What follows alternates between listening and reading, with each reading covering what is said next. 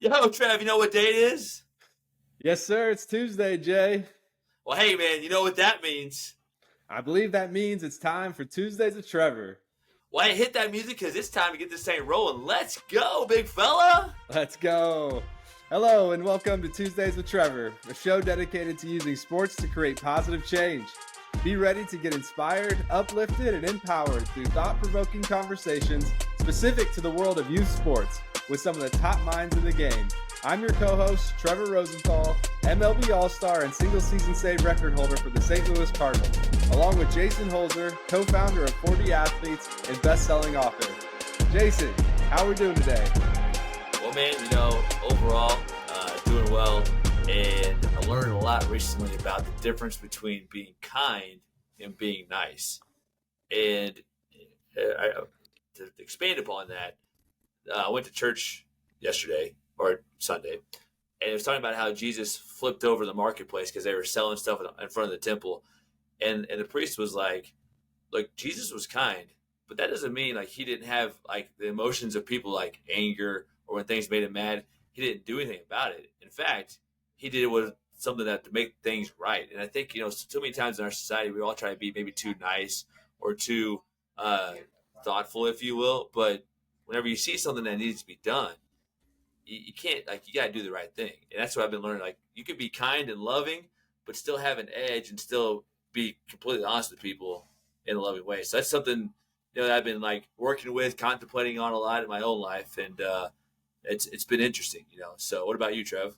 Yeah, that's powerful. Along the same lines, over the weekend, my wife and I were having some conversations around leadership, and it got me thinking of all the different organizations and teams I've been a part of. And in my opinion, I think everybody is called to lead in some aspect, which can be challenging. It can be challenging when you have two people in the same room and they both see themselves as leader. And how do you address that when there's a conflict? And as I continued to think about it, my thoughts were that you have to know when is the right time to stand your ground and when is the right time to let things, just to let it go. And to me, like, how you discern that from one to the other is being able to put the total picture, the whole team, the organization first, and then putting the other person first. You can't think, oh, you offended me because you're not letting me lead the way I want to lead.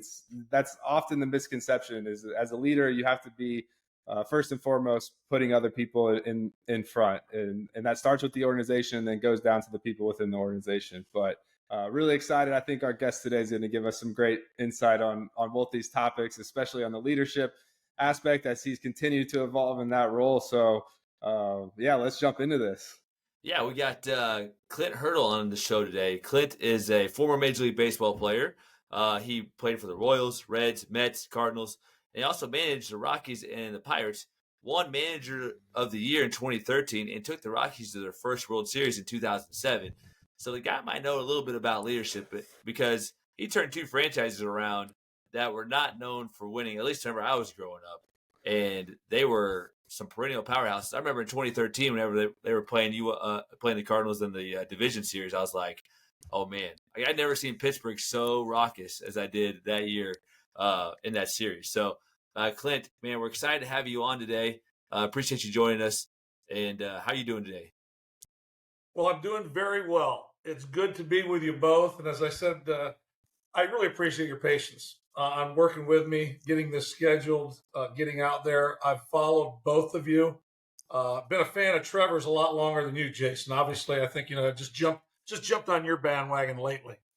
But I've been following Trevor for a long time. And then when my son challenged me to get on social media, one of the first names that got my attention was Trevor and some of his posts. And I was just like, I thought a lot of him as a competitor. I'd heard good things about him.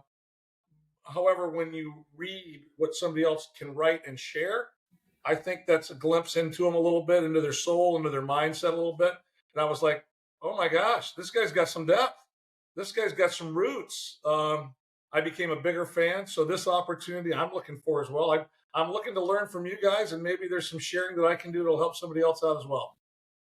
Well, having led both professional baseball teams, youth players, the fundamental leadership principles, do you believe that, how can we develop some of these like top leadership principles that you did at the highest level to some of these, youth coaches, youth parents, for kids? Because at the end of the day, we talked about this before, like winning in youth sports is who you become in the process, not so much about how much like the score or things like that.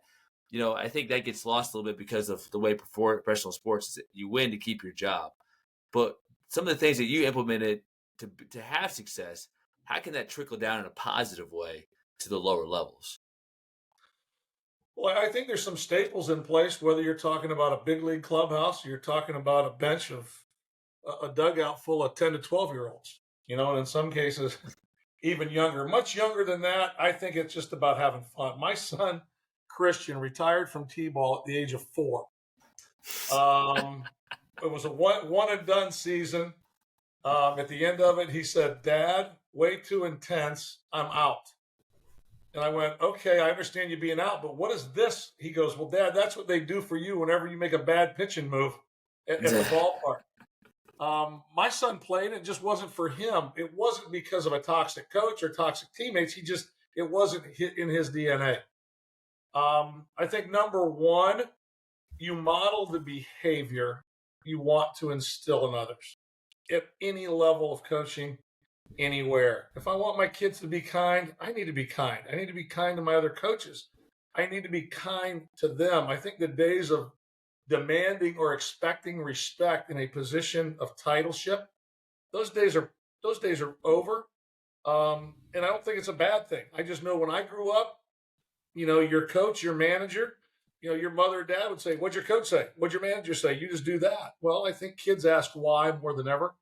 Nowadays, they are privy to so much more information than we ever were. So I think it starts with modeling the right behavior, professionalism, respect for the game. Good manners even help. On a ball field, as you get elevated, yes, the manners change because the table changes. But with young kids, having fun is always going to be first and foremost. I think teaching them the fundamentals of the game is second. Basically, can we catch it? Can we throw it? And then can we cheer for one another? I think that's a big part of it that gets lost at times is pulling for one another as well. So I'd start with modeling the behavior of others. And Trevor can identify this. They talk about the cardinal way. There's a couple guys that kind of institute many guys, but a couple that came up with the cardinal way, the right way to play baseball. And I think that's still an art, and I still think it's a possibility for young coaches to help our youngest kids. When they can put those staples into play right away, it just makes everybody's job a little bit easier growing up. Yeah, I love that you brought up the cardinal way. This is something that I think gets misunderstood in a lot of ways in the public perspective. But for me, it was having, I like to describe it as culture, but culture that was developed from within and guys that just over long periods of time. It wasn't something that happened overnight, but this expectation of how we go about things and really how those expectations are policed, and it's policed within the team, within the organization. There's not a principal or a manager or a coach that's harping on these. It's understood throughout the whole organization, but it's really developed from that core nucleus and then passed along. And I think that has a lot to do with longstanding success, and it's hard to do. And I think I look at the role that you're in now with the Colorado Rockies, and I can't imagine somebody more well suited to be in the position that you are, to travel between these different all the different levels that are within the system, from the bottom team all the way up to the major league level, and you really have not only the experience of being a player, a manager, and now an instructor, but you get to see the whole picture and implement these pieces along the way and make sure that when that 18-year-old kid at the bottom level, once he gets up into Denver and Colorado, he has a good idea of what that culture looks like and what the expectations are. So as we talk about team dynamics and how crucial they are in youth and professional sports, how can parents and more so coaches, how can they foster this positive and inclusive team culture that ensures that all the players feel a sense of belonging and camaraderie, and that they understand the role that they play in the organization? Well, that's a great question. And I'm going to give a shameless plug to your former manager, Mike Matheny, because I don't know if you're ever, anybody out there is listening, the Matheny Manifesto.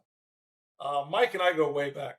Mike and I have known each other for a long time. Mike actually asked me to help coach the 2014 All-Star game, to be on his staff. Mike and I respected one another. Mike and I wanted to beat each other. We wanted our team to win. We wanted to fight, scratch, claw. However, we wanted to play the game right. We wanted to respect the name on the front of the jersey, honor the name on the back, the families that everybody's from. And I do think for our listeners out there, there is a sense of being on a team that can only be acquired by being on a team. Trevor, you may have felt some of this now that you're out of the game. I've got players that struggle with being out of the game. I've got players that have transitioned smoothly with being out of the game. There's no way to create the adrenaline that being on that team or game can give you. And unfortunately, some guys just hold on to that. They don't try and transfer their energy or their skill set into something else and find out, you know what, I've got energy for something else. I've got adrenaline for something else. I see, Trevor, I believe you found yours in helping and serving in different ways. And Jason, by reading your book, I haven't read all of it, but I bought it and I put a few chapters together. I mean, your energy is there in sharing and helping grow the game. I do believe there's a term that probably a lot of people may not have heard of, and maybe they have, but it's called mudita, M-U-D-I-T-A. It's a Buddhist term, and it's a Buddhist term. The meaning of the word is having expressive joy for somebody else's success. Mm-hmm. And all I know is this. I know when I see it. I know when I don't see it. I've been on teams that had it. I've been on teams that haven't had it. I've coached and managed teams as well that haven't had it. But there's nothing like going to a youth game. I mean, 10, 12-year-old kids, because I start at 12. Under that, I'll kind of cruise by and just check them out, because the ages under that, I just hope they're having recreational fun. It's more athletic chaos than it is anything else. But there is an opportunity to learn. When you see kids pulling for one another and nobody cares who gets the credit at the end of the day, that's transferable, that's transactional, and that's teachable. The Cardinals have had it many, many years. I know all the years we played against one another when I was in the Central, it was a hard division to compete in. Every team in that division was tough. There were years, 13, 14, 15, everybody's team showed up. And I had a team, was part of a team that my guys expressed joy in ways I never would have as a player. Not that I was a stoic or sat on my hands, but, we played with emotion. We didn't play emotional. My guys had just developed it to another level. I mean, teams were making fun of us. They would dance before the games. Sean Rodriguez would be beating, the seed bucket. Other guys were banging on something else, whether it was Harrison, McCutcheon. The whole group was in play. And I can remember one night getting a call from my dad going, "What in the heck is going down in your dugout?" I said, "Dad, I don't know, but they've ripped off 5 in a row, and I'm not getting away with this train right now." That's just the way they expressed joy before they went out and played.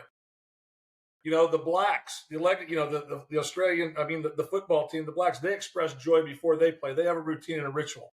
A lot of cultures, they develop routines and rituals. In Little League, I like to see it as well. You look at the teams that got energy before, the way their pre-practice preparation is.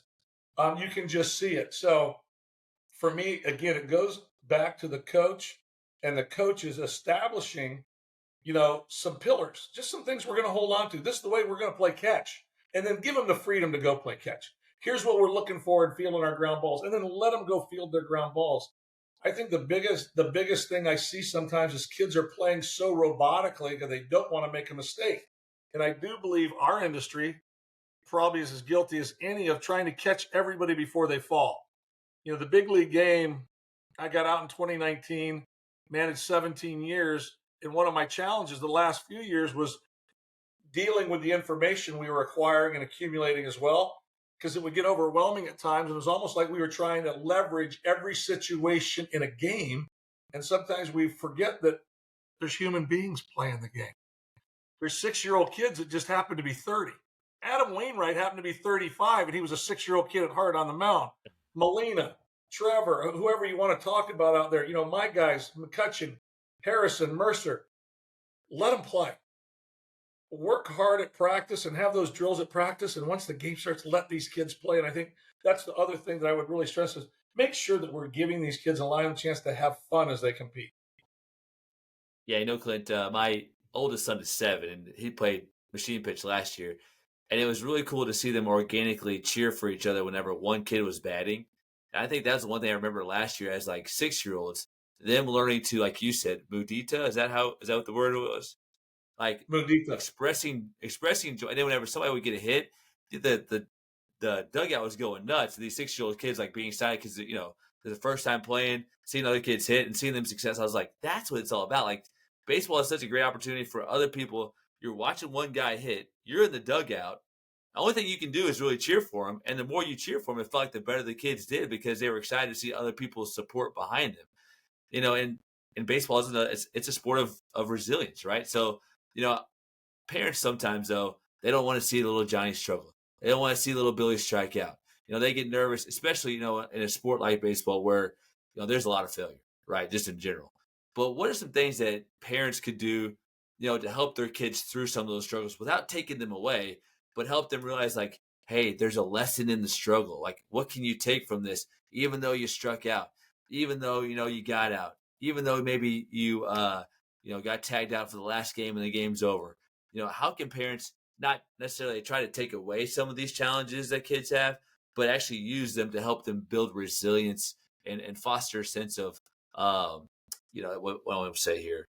Yeah, I guess resilience, but like, how can they help them do that? Well, sometimes when I would be asked to speak to youth groups, and I would just try and remind the parents that, look, I know there's a tremendous financial burden on what you're doing with your kids. However, that doesn't make you the general manager. That doesn't make you, it really doesn't give you a seat at the table of the manager and coaches to make team decisions, to make playing time decisions. I would encourage them to find a way to embrace their kids' opportunity, embrace their kids' level of competition, embrace their kids' challenge. I mean, I can remember, one of the things my dad would always say after the game, my dad was my coach all the way up to basically junior high and Legion Ball Babe Ruth. But my dad would always say, man, you know what I loved about today? Man, you know what I loved about today? You know what I really enjoyed about today? And there would be 3 or 4 things. And he'd go, hey, if there's something happened today, did you learn anything today? It was never he telling me what I did wrong or telling me, where the mistakes we made or whether Johnny made a mistake or we missed the cutoff man or if the coach would have. No, it was never any of that. Because there's plenty of times when he didn't coach me in other sports. Baseball was his thing. But he would just ask questions. He would prompt me taking ownership, me taking involvement in it. Because I know some kids to this day, the roughest part of the day is after losing a game and going 0 for 4. They don't want to even get in the car and go home because they know what's coming in the car. That's going to be like losing a doubleheader. They lost on the field, then they got to go home with dad or mom and then replay a very bad game. Basically, when I get in the car, my dad said, if it was a special day, we went and got ice cream. We went to Dairy Queen and I got to dip something with chocolate on it. Or if it was a good game, we got a snow cone. But there was never punishment for anything if we didn't play well. He would always talk about, okay, what do you think you could have done better today? What are you going to work on in between games? I think if we can remind our parents to ask better questions and find ways to give the kid ownership of what they're doing and let them paint the picture of what they saw happen on the field or what they felt happening on the field. I think that would be a big step forward. That's right on point. And that's ultimately what Tuesdays with Trevor is all about. And 40 athletes, we're trying to bring that information to the youth and amateur level. And I really appreciate you pointing that out. And that's in unison with other conversations with people that we've had, but someone in your position with the expertise and the tenure that you've had at the highest level. I think if anybody's listening, they should listen to those words right there because that's so powerful. But another thing that we try and talk about, and is communication, and communication in these leadership roles as parents, as coaches. And I know you've talked about this recently, but to stay in the game as long as you have to be up to date. You have to stay current with all the information and the changes that are happening as far as technology and different techniques that are used in these at the highest level. And I'm sure communication is one of them. I read a tweet that you put out today of, never hurry. It says never hurry when it comes to people. Trust takes time. And so maybe you can talk about that of how you've learned to better communicate over the years. What are some techniques that you might recommend to parents and coaches to help the kids understand their goals, expectations, and really the overall sports experience that they're getting? Well, I appreciate your comments. I've learned a lot. I mean, at the age of 61 years ago, my dad looked down at me and said, "Hey, you want to play catch?" I said yes. Things have never been the same since. It's been a 61-year journey from the age of 5 along the way of learning, adapting, improvising, overcoming, relearning, making some adjustments, never ever having everything figured out. And there were moments along the time I've made more than my fair share of mistakes. And I've probably lived the one share that I used to give to my players frequently and my coaches. There's two kinds of people in sport and in life, two kinds. Those that are humble and those that are about to be. And to this day, I'm 66. I mean, I do a thing on Fridays on it's called Friday Fails. I bring up something that I jacked up during the week still. I still find ways, to trip over myself or take something for granted. Don't pay enough attention in a certain arena or sphere. The factor for me is, there's so much information out there now. And I do believe sometimes we can fall in the trap of being information gatherers. We just gather information. And then we just verbally throw up all the information. Sometimes we don't even understand it. I'm just speaking for myself, not speaking for you, Jason, or for Trevor. I can remember when the game started turning technologically. I kept telling people, I know. I didn't know nothing. I knew zero. I had to learn. I had to start over. And I had to get to the point where I had to ask myself, son, I call myself son when I have a hard talk. I said, son, do you want to stay in this game? Because if you do, you're going to need to learn these things because they're not going away. Because many of them do have value. There's a lot of analytical research and data that comes on with good value. Not all of it's appropriate for everything. That's where the human analytics come in, your touch and feel for the game. I think when you combine human analytics with the statistical analytics, you get a hybrid model that works in Little League, it works in Babe Ruth, it works in college, it works in pro. And I shared with people today this old school versus new school thing that's going on. And if you don't think it's going on, Trevor, right, all they got to do is jump on Instagram and get in any hitting chat that's out there. I tell kids today, just be in school. The numbers have meaning. The numbers do provide a service. We've built a model, a program. We've gamified BP with a company called Let's Bat Around. It's called Bat Around. We're putting it in hitting facilities where we're gamifying BP so they can have fun again. We're helping kids have fun again. And without them knowing it, we're helping them develop their stroke by target hitting and different challenges. Kids still want to learn. They do want information because they want to be up on it. But however, I think it's always the presentation. And when you make a presentation, just as we're doing today, it comes down to tone and timing. And I've had to pump the brakes on my tone. When I get excited, I have a tendency to get louder, and sometimes that's overwhelming to some people. So I've had to learn, okay, pump the brakes. Not everybody wants excited Clint. Some people are way more uncomfortable with Clint that just sits back and nods a little bit and says, hey, that's good. They keep that up. I like that. So be in school, continue to learn, find out what makes sense for you. Trevor, I think you said it in a way at the beginning. Be your authentic self. Be your authentic self. We got kids that are grabbing at numbers without feel. We got hitters that are not even working on swings. They're hunting numbers without feel. The term touch and feel, he has a feel to pitch. He has a feel to hit. We don't use those as much anymore. But when you see a kid that has it, it jumps out like a sore thumb. I love what you guys are doing. I love how you're doing it, the 4D approach, because it is four-dimensional. And there is there's a physical side for sure. There's a mental side for sure.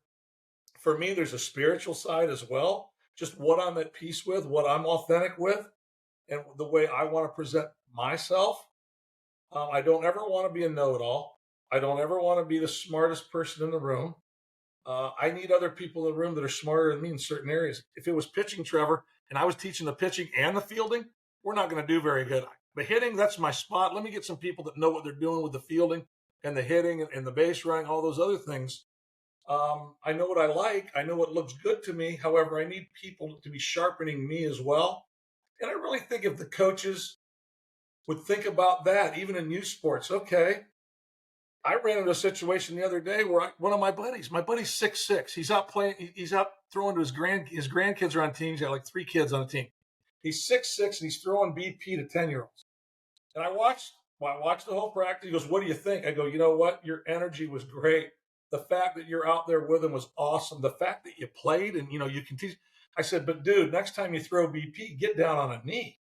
I said, "That angle for them to hit that ball." I said, "They're not going to see that for another 15 years. He goes, "Oh my gosh, I didn't even think of that." I said, "Dude, that's what I'm here for. Just you're doing a wonderful job, but find a way to shorten yourself down. I mean, just find people that are going to make you better. On a team, there's coaches. You guys work so well together because you have different skill sets and you complement." Well, Clint, we appreciate all the time. I did have one more quick question for a quick answer, though. We live in such a competitive world, right? That it's almost sucking the joy out of the game because kids feel like they have to be the best, win, all this kind of stuff, right? How do you find a balance of encouraging a competitive spirit? Because that's good to have. You don't want to take that away, but also merging that with the joy of playing and giving your best and letting the results take care of themselves, when knowing that you gave your best and still having fun. It's a great question. It's a great question. I've had mentors in my life. I've read other people's stories. John Wooden is one of my all-time favorites. Can I coach like John Wooden? No.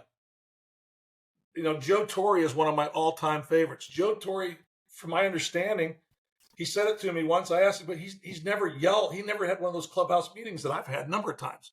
I got loud. I got big. I got animated. Joe Torre came from a different type of family. He never got loud. He never yelled, maybe the umpires. But, John Wooden, I can't teach like John Wooden, but I can learn from John Wooden. I can learn the principles and the pillars on how to teach and how to play and how to compete. John Wooden never scouted the opposition. He always would tell his players, if we play to the best of our abilities, that's all we can ever do. And I believe that'll put us in the best position to win.